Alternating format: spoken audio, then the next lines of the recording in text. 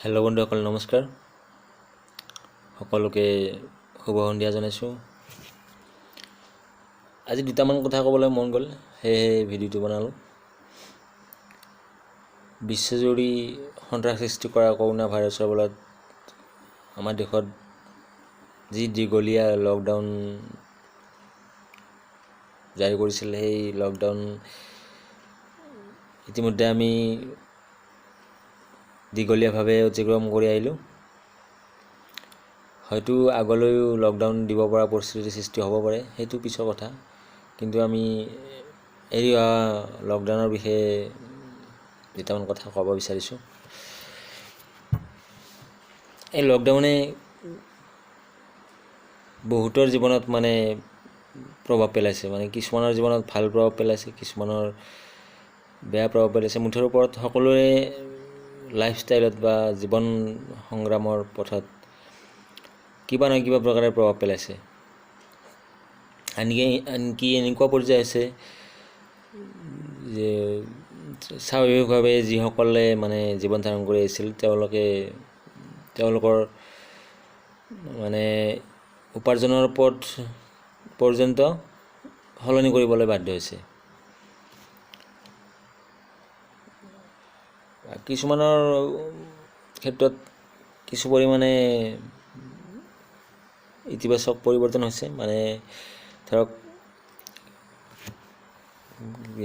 কিছুমানে কোনোদিনে খেতিত মন কাণ নাছিলে, কিন্তু এই লকডাউনৰ ফলত সময়বোৰ কেনেকৈ পাৰ কৰিব, তেনেকুৱা কিছুমান মানুহে এই খেতি বাতিত মনোনিৱেশ কৰিব পাৰিছে, নিজৰ ফুলনিখন ভালকৈ সজাব পাৰিছে, এনেকুৱা ধৰণৰ কিছুমান গছ পুলি ৰুব পাৰিছে, এনেকুৱা কিছুমান দেখিছোঁ।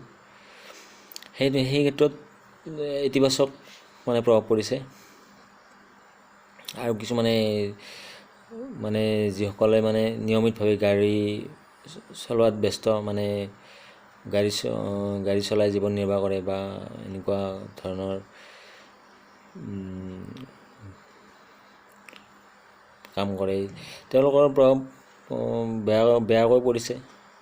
যিহেতু গাড়ী উলিয়াব পৰা নাই বা গাড়ী উলিয়ালেও পেচেঞ্জাৰ নাই, তেনে ক্ষেত্ৰত ঘৰতে সোমাই থাকিব লগা হৈছে।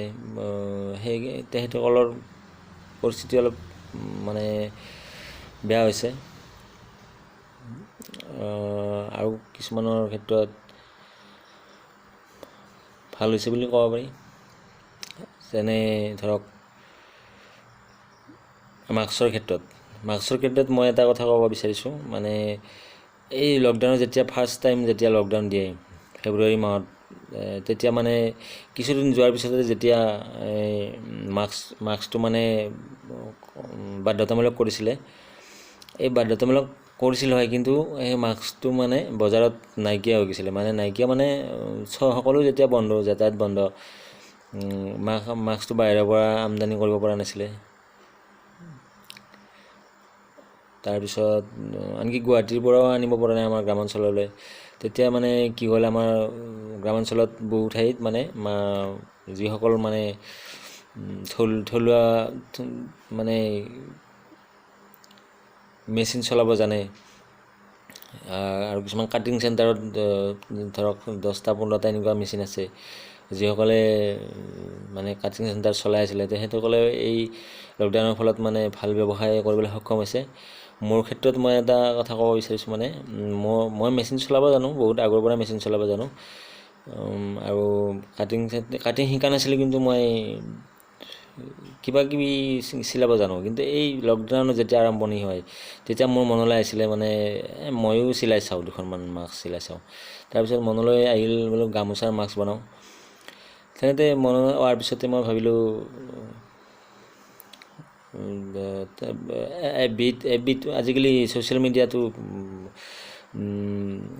ভাল ক্ষেত্ৰত ব্যৱহাৰ কৰিলে ভাল, বেয়া ক্ষেত্ৰত ব্যৱহাৰ কৰিলে বেয়া।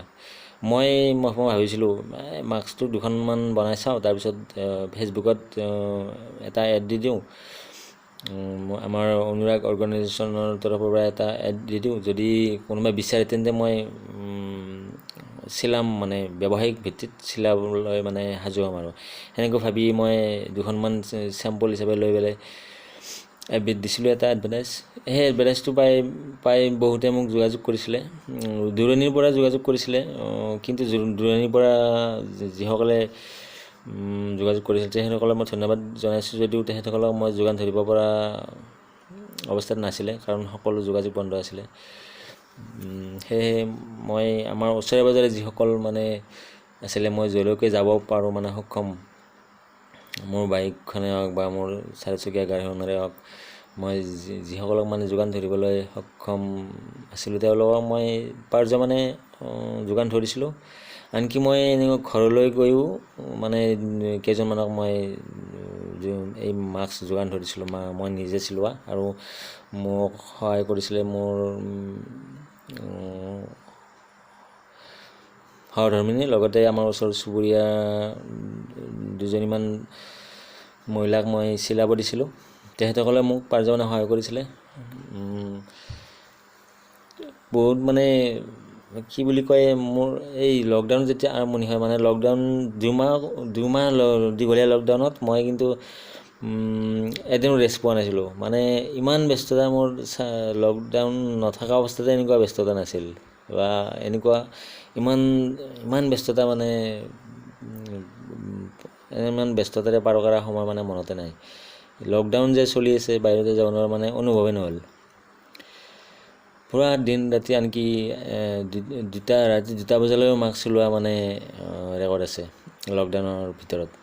এনেকৈ গামোচা দৰকাৰ হৈ গ'ল। ঘৰত বেছি নাছিলে গামোচা, 20খনমান আছিলে। এই 20খনমান গামোচা চিলোৱা হৈ গ'ল। তাৰপিছত মই গামোচা ৰঙীয়াটো দোকান বন্ধ, হ'লচেলাৰ দোকানৰ পৰা আনিব পৰা ব্যৱস্থা নাই। এতিয়া কি কৰোঁ? এনেকৈ যোগাযোগ কৰাত মই আমাৰ সম্পৰ্কীয় মানে বাহঁতে চাৰিআলিৰ ওচৰৰে, তেওঁলোকৰ ঘৰত গৈ কিনে বহুত কষ্টৰ মাজত, সেই লকডাউনৰ মাজত মই থানাৰ সৈতে যোগাযোগ কৰি বা থানাৰ পাৰ্মিশ্যন লৈ বা এনেকুৱা ধৰণৰ কিছুমান আমাৰ অনুৰাগ অৰ্গেনাইজেশ্যনৰ তৰফৰ পৰা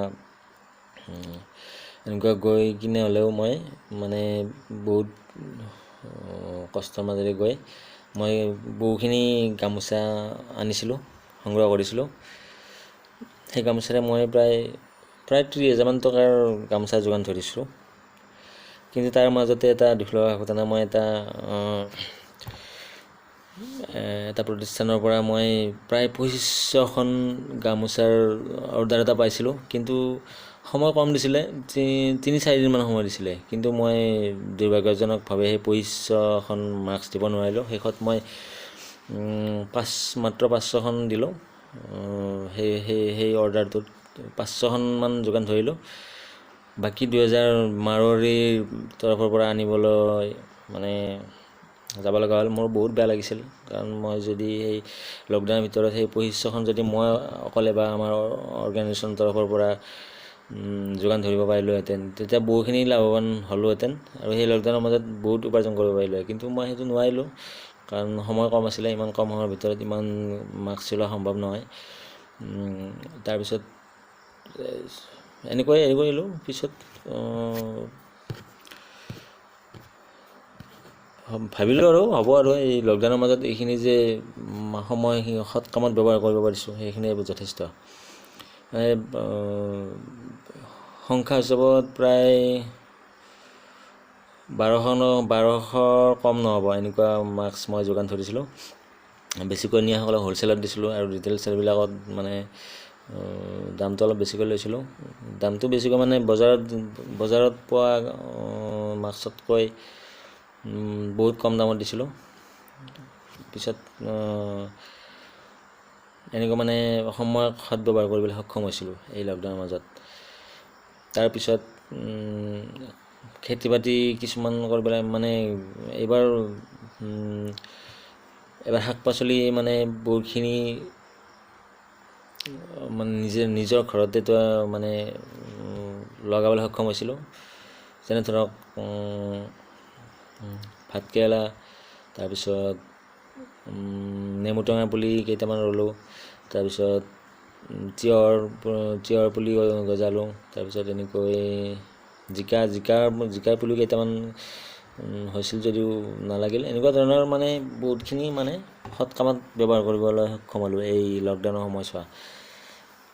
আৰু কিবা কিবি কৰিলোঁ, গোটেইখিনি আজি নকওঁ, লাহে লাহে ক'ম।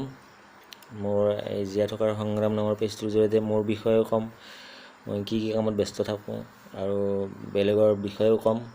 মানে এইকেইদিন মই ভাবিছিলোঁ নিয়মীয়াকৈ এই জীয়াই থকাৰ সংগ্ৰাম নামৰ পেজটোৰ জৰিয়তে কোনে কি ধৰণে জীৱন সংগ্ৰাম চলাই নিয়ে সেই মই প'ষ্ট কৰিম বুলি ভাবিছিলোঁ, কিন্তু সময়ৰ অভাৱত মই এই পেজটোত মই এনেকুৱা ভিডিঅ' দিব পৰা নাই। জীয়াই থকাৰ সংগ্ৰাম মানে কোনে কেনেকৈ জীৱন ধাৰণ কৰি থাকে, এনেকুৱা তাৰমানে কোনে কেনেকৈ ব্যস্ত থাকে, এনেকুৱা ভিডিঅ' দিব ইচ্ছা কৰিছিলোঁ, কিন্তু সময়ৰ অভাৱৰ বাবে সাজু কৰিব পৰা নাই। তথাপিও মই চেষ্টা কৰিম অতি সোনকালে। সেয়া আজিলৈ এৰিছোঁ, আগলৈ লগ পাম। ধন্যবাদ।